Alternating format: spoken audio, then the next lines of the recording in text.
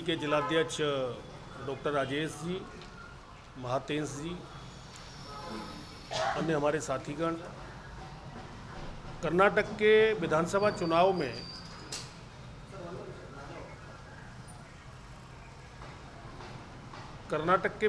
चुनाव में मुझे यहाँ आने का अवसर मिला और अभी सुबह संपादना मठ के स्वामी जी के दर्शन करने का भी सौभाग्य मिला, मठ में जाने का सौभाग्य मिला। कर्नाटक में भारतीय जनता पार्टी की सरकार चल रही है। केंद्र में देश के यशस्वी प्रधानमंत्री आदरणीय श्री नरेंद्र मोदी जी के नेतृत्व में आज देश आगे बढ़ रहा है और जो माननीय मोदी जी ने एक मूल मंत्र दिया, सबका साथ, सबका विकास, सबका विश्वास और सबका प्रयास, उसको अगर सार्थक करने का किसी ने काम किया तो डबल इंजन की सरकार के रूप में कर्नाटक की सरकार और केंद्र की सरकार ने किया। माननीय प्रधानमंत्री जी मोदी जी जब बने तो 2014 से पहले देश की स्थिति और आज 2023 में आकर देश की स्थिति में जमीन आसमान का अंतर है। साथियों, 2014 से पहले अगर मैं कृषि की बात करूं, एग्रीकल्चर की, तो कुल 23,000 करोड़ का बजट एग्रीकल्चर का हुआ करता था और आज 1.25 लाख करोड़ का बजट केवल एग्रीकल्चर के लिए, किसान कल्याण के लिए दिया गया है। कर्नाटक की सरकार जब मोदी जी पूरे देश भर के किसानों को, गरीब किसानों को 6,000 रुपये प्रधानमंत्री किसान सम्मान निधि देने का काम करते हैं, किसान की आर्थिक स्थिति को मजबूत करने के लिए, उसकी आय को बढ़ाने के लिए, तो कर्नाटक की सरकार को, बोम्मई साहब की सरकार को मैं धन्यवाद देता हूं कि उन्होंने 6,000 के साथ 4,000 रुपये और प्लस किए और कर्नाटक के किसानों को 10,000 रुपये देने का काम उन्होंने किया। वहीं लिफ्ट इरिगेशन के द्वारा किसानों को सिंचाई की व्यवस्था कराने का काम किया और गन्ना किसानों को एथेनॉल की योजना लाकर जिससे किसानों की आय बढ़ सके, उसमें आगे कदम बढ़ाया। और पिछले अनेक वर्षों से जब किसानों का पैसा रुका हुआ था, उनके पेमेंट्स का, वो भी करने का काम कर्नाटक की सरकार ने किया।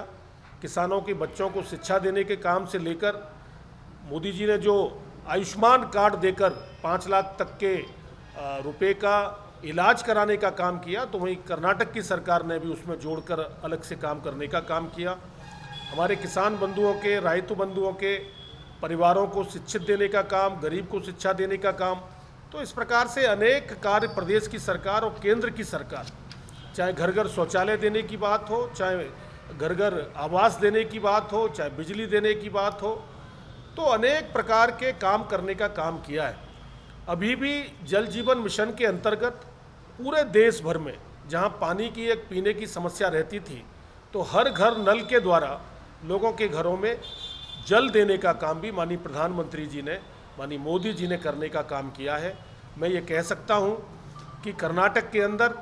येदियुरप्पा साहब के नेतृत्व में, बोम्मई साहब के नेतृत्व में, हमारे प्रदेश अध्यक्ष जी के नेतृत्व में, संगठन की मेहनत के माध्यम से जनता में जो रुझान है, मैं बड़ा स्पष्ट रूप से कह सकता हूं कि पुनः डबल इंजन की सरकार बनेगी। कर्नाटक के हम फिर भारी बहुमत से विजयी होंगे और माननीय मोदी जी के नेतृत्व में जो देश आज विदेश नीति हो, चाहे दुनिया में भारत का जो डंका बजना चाहिए, और जिस प्रकार की पॉपुलैरिटी आज दुनिया में देश के यशस्वी प्रधानमंत्री आदरणीय नरेंद्र मोदी जी की हुई है, उससे भारत कहीं न कहीं उस ओर बढ़ चला है जो विश्व गुरु के रूप में आज दुनिया भारत को देख रही है। यूक्रेन में भी आपने देखा होगा, यूक्रेन और रसिया युद्ध के दौरान